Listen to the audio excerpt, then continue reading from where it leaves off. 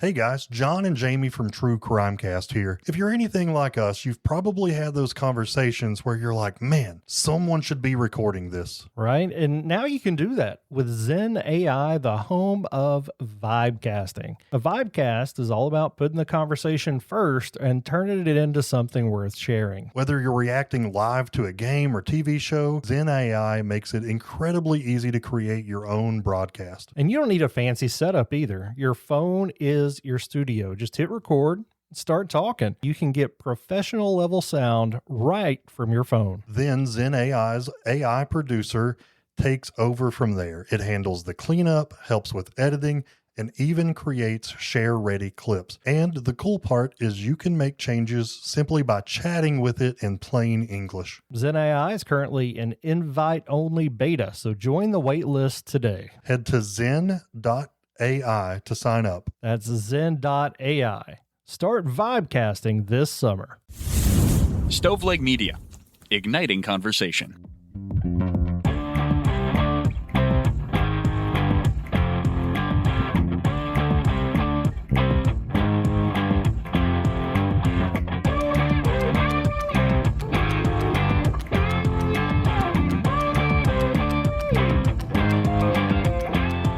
Welcome to True Crimecast, Patreon edition. I am John here with Jamie. We're going to be talking about Marilyn Monroe. Never would have thunk it, man. Never would have thunk it. It's one of those stars. I lump her in with Elvis, like was gone before my time. And such a big cultural icon. Like I think my kids probably could see a picture of her and know who Marilyn was. Yeah. So just would have been 100 years old on June 1st, so a month ago. But before we get into that, man, anything going on that, I don't know, in life or in podcast world that you want to talk about? I mean, a bunch of little things. They've pushed back Luigi Mangioni's trial to 2027. There was a lot of debate about what evidence could stay or go. That ended up about even. There's talk of him trying to get a plea deal, but I've read some things that say that that's not the case. Then on the other side of the country, you have Tyler Robinson, who allegedly killed Charlie Kirk, and lots of battles out there about whether the trial will be moved and what evidence out there can stay and go, because the investigation was so quick and so public. And then closer to home, the Mickey Stein's case, still waiting on a ruling to see if they're going to move that in a really odd set of circumstances. The prosecution does and the defense doesn't. They've had multiple psychiatric evaluations, and it really sounds like the defense of him being essentially out of his mind when it happened. It sounds pretty reliable, and the prosecution's asking for another evaluation. So that tells me they don't like what they've heard. That's wild. I'm definitely following that one. Tell me, has the news from Bardstown been really, really long ago, or was that fairly recent? No, there's a fairly new one. Nick Houck, the brother of Brooks Houck, has been arrested for perjury, and he's being charged with perjury. It's been long suspected or thought or rumored that he had something to do with Krista Rogers' disappearance. His brother's in jail for it. And her father, and her Tommy dad. Ballard. Yep. And possibly dating all the way back to a police officer that was ambushed in Jason Bardstown. Ellis. I listened to a podcast about the disappearance of Tommy Ballard, and I learned a lot of information from Shay McAllister that I don't think I had heard before, specifically about how the FBI was so critical. And I knew that, but I didn't know how. Mm-hmm. But it was really, really neat. And I wish that they probably shouldn't have even made it public. And that is, the FBI started posting all kinds of news on their website, and they have computer experts that track who visits the website and what are they looking at, and how often are they getting on. So just know that if you visited the FBI's website, you were being screened in or out as a potential suspect. I am on their website all the time. Yeah, well, legitimately. You might be on a list that they have in the house too, but I'm right there with you because I often go to the FBI Most Wanted to see if there's a new case we want to talk about. Right. And during the day, my day job, I just happen to work with web traffic data too. So I get it. I get how they do it. That's really cool. I'd never really thought about that, but it makes me think of how many cases could the FBI solve if they were just asked to be involved. And of course, my brain and heart goes to Brooklyn Farthing, who disappeared here where we live over 10 years ago now. And I think their involvement would be critical. But anyway, I don't want to go down that rabbit hole again. Yeah, Nick Houck, he's being charged with perjury. I don't know if it's some kind of angle just to try to push him to get more information because, like I said, most people think he was involved in Crystal's disappearance, but he may be going to jail. He showed up without an attorney to his first hearing, so it's the wild, wild west out in Bardstown, because it's west of us at least, is not settling down. No, it's not. All right, man, let's get into the case that is Marilyn Monroe. Now, if you're anything like me, you're probably wondering why is Marilyn Monroe being covered on this show? Because for years, I mean, when did she pass away? Golly, I can't even remember off the top of my head when that was. It was a long time before ago. I was born, but everybody knows that it was suicide. Yeah, she took too many pills is what we had thought. But on June 21st of this year, there was a Fox primetime special called Celebrity Crime Scene, and the episode on Marilyn Monroe premiered, and immediately it reunited the argument that has reignited, I guess, or ignited, ignited. that maybe there's more to this story. Dude, gotta pause right there. Before I found out about this, I saw Celebrity Crime Scene as a show popping up on my TV. And I really thought and hoped it was going to be celebrities at an actual crime scene trying to solve it. Do you remember the old MTV animated wrestling show? The celebrity, was it called Celebrity Deathmatch? Celebrity Deathmatch. And it was a claymation show. It was so good. Bring that back. Yeah. Celebrity Crime Scene. But yeah, it's not what it was. If I ever get famous, I want to fight like Michael J. Fox, so I know I'm not going to lose. Dang, that's cold, bro. Yeah, that probably was too cold, but we'll leave it in because this is Patreon. Yeah, we will. So keep going, man. Yeah, so that special was produced by TMZ, and heavily involved was Paul Holes, who is a well-known investigator, played a pivotal role in identifying the Golden State Killer. And when we go to CrimeCon, he's a celebrity. He's one of the top guys there, very well known in the true crime world. And his name being attached to this, I think, has given it a lot of credence. He was alongside senior crime scene analyst Alina Burrows and true crime reporter Kiki Monique, which is the stage name I considered when we started the show. I had to talk you out of it. They used some AI to help them reconstruct the interior of Marilyn Monroe's home. As they walk through the crime scene virtually, which is really cool to watch and see, they started coming up with some different ideas of what may have happened. Paul Holes said the crime scene was clearly staged. Nobody stages a suicide to look like a better suicide. And I think it's worth pointing out that this guy is not a conspiracy theorist. He's not someone just throwing those ideas out all the time. And correct me if I'm wrong, but like he's one of the most respected forensic investigators in the country, right? Absolutely. Most respected by people in the industry and well known by those of us that talk about it.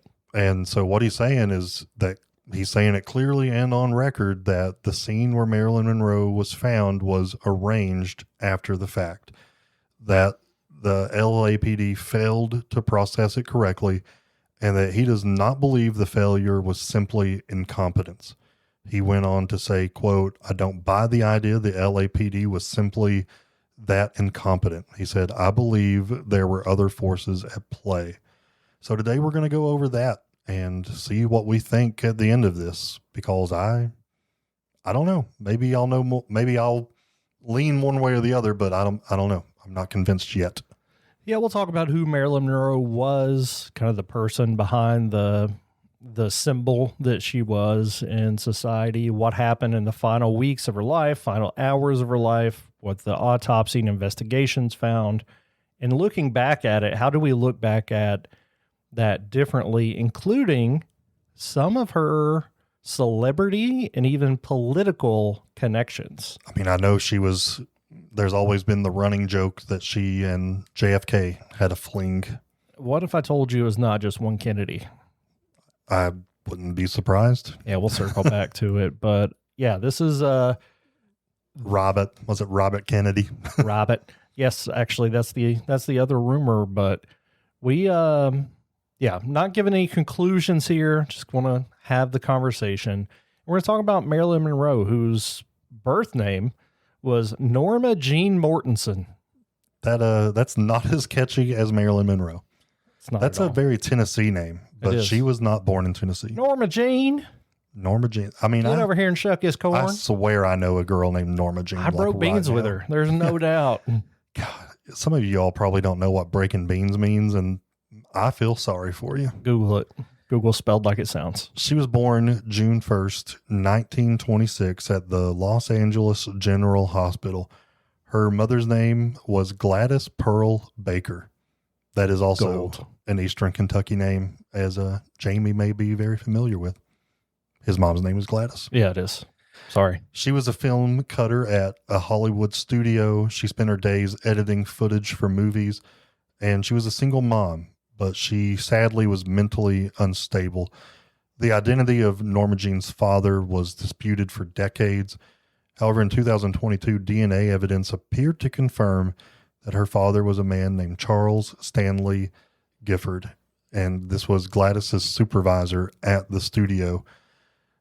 Gifford was never involved in Norma Jean's life if he was indeed her father. She fantasized as a child that her father was Clark Gable because Gladys had pointed to a photograph of a man with a pencil-thin mustache and said that was him because the man resembled Gable. I don't know who Clark Gable is. Yeah, I mean, Is that obviously a famous actor? Prominent actor in the 50s. Yeah.